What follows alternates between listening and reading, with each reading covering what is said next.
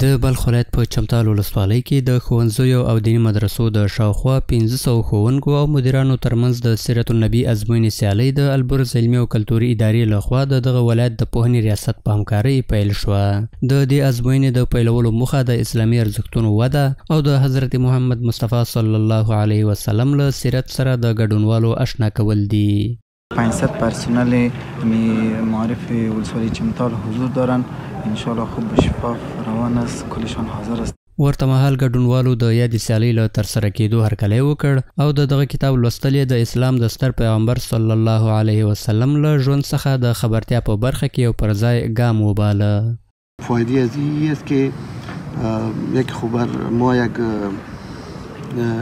قسم مثلا یک تشویق میشیم در بابت معلمین مثلا خود احساس میکنه که امارت اسلامی هم در معلمین مثلا توجه داره، در مکاتب توجه داره. من حیث یک تشویقی همین امتحان یک نتیجه خوبی داره. مبارک د سیرت خاتم النبیین موږ امتحان دایر شوی دی. دا پیدا لري چې موږ د پیغمبر سلام د اقوال او افعال او قوانینو سره عادت کوي او بلدایي.